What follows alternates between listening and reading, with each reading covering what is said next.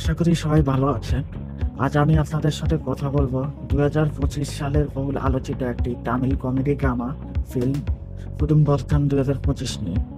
রাজেশ আর কালীস্বামী পরিচালিত এই ছবিটি মুক্তি পেয়েছে এই বছরের 25শে জানুয়ারি। ছবিতে কে মণিকন্দন এবং সান্দে মেঘনা প্রধান চরিত্রে অভিনয় করেছেন। তো চলুন আর দেরি না করে ঢুকে পড়ি এই ছবির গল্পের গভীরে। আমাদের গল্পের প্রধান চরিত্র নবীন। সে একজন সাধারণ মধ্যবিত্ত পরিবারের ছেলে। তার ছোট্ট সুন্দর সংসার আছে, তার ওয়াইফ ভ্যানিলা যে সবসময় তার পাশে থাকে, আর আছে তার বাবা মা যাদেরকে নবীন নিজের জীবনের চেয়েও বেশি ভালোবাসে। নবীনের কাঁধেই পুরো পরিবারের দায়িত্ব। সে যা উপার্জন করে তা দিয়ে তার পরিবারের সব চাহিদা পূরণ হয়। দিনের পর দিন সে কঠোর পরিশ্রম করে যাচ্ছিল যাতে তার পরিবারের কোনো অভাব না থাকে। সবকিছু যখন বেশ ভালোই চলছিল, তখনই জীবনে নেমে এলো এক অপ্রত্যাশিত ঝড়। একদিন নবীন তার কর্মস্থলে একটি বিতর্কে জড়িয়ে পড়ে।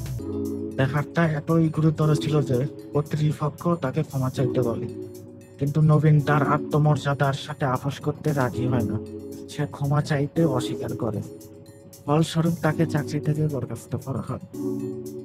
এই একটা ঘটনা যেন নবীনের পায়ের তলা থেকে মাটি সরিয়ে দিল। পরিবারের একমাত্র উপার্জনকারী সদস্য যখন চাকরি হারায়, তখন পরিবারে কি হয় তা আমরা কম বেশি সবাই জানি। নবীনের পরিবারে শুরু হয় চরম আর্থিক সংকট। চাকরি হারানোর পর নবীন মানসিকভাবে ভেঙে পড়ে। একদিকে পরিবারের সদস্যদের চোখে মুখে হতাশা, অন্যদিকে ভবিষ্যতের অনিশ্চয়তা। তার বাবা মা এবং ওয়াইফ ভ্যানিলা সবারই চোখে মুখে চিন্তার ছাপ।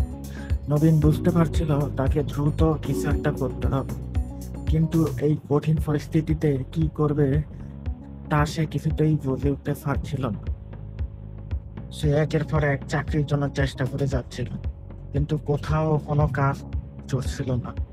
সংসারের খরচ চালানো তখন তার কাছে ভার সমান মনে হচ্ছে। নবীন তার পরিস্থিতির সঙ্গে মানিয়ে নেওয়ার জন্য হাস্যকর কিছু পদক্ষেপ নেয়। তা দর্শকদের বিনোদন দেবে, কিন্তু এই হাসির আড়ালে লুকিয়ে ছিল তার টিকে থাকার এক কঠিন লড়াই। দিনের পর দিন ফিরিয়ে যাচ্ছিল। নবীন দেখছিল তার পরিবার কিভাবে একটু একটু করে আর্থিক কষ্টের মধ্যে ডুবে যাচ্ছে। একসময় সে এতটাই হতাশ হয়ে পড়ে যে হাল ছেড়ে দিতে চায়। ঠিক তখনই তার ওয়াইফ ভ্যানিলা তার পাশে এসে দাঁড়ায়। ভ্যানিলা শুধু তার ওয়াইফই নয়, সে ছিল নবীনের সবচেয়ে বড় শক্তি। সে নবীনকে সাহস যোগায় এবং তাকে নতুন করে স্বপ্ন দেখতে শেখে। ভ্যানিলার অনুপ্রেরণায় নবীন আবার নতুন করে চেষ্টা শুরু করে। এই পর্যায়ে সে তার দক্ষতা এবং সৃজনশীলতা ব্যবহার করে এমন একটি পথের সন্ধান পায় যা আগে তার কল্পনায়ও ছিল না। এই পথে সে তার সমস্যার সমাধান খুঁজে পায় এবং ধীরে ধীরে তার পরিবারকে আর্থিক সংকট থেকে বের করে আনে। কুটুম্বস্থান 2025 ছবিটি শুধুমাত্র একটা কমেডি ড্রামা নয়, এটি একটি জীবনমুখী গল্প। এই ছবিটি আমাদের শেখায় যে জীবনে যতই কঠিন পরিস্থিতি আসুক না কেন, পরিবার যদি পাশে থাকে তাহলে যে কোনো বাধাই ফেরিয়ে যাওয়া সম্ভব। ছবিতে আর্থিক সংকট, পারিবারিক বন্ধন, আত্মমর্যাদা এবং ঘুরে দাঁড়ানোর এক অসাধারণ বার্তা দেয়।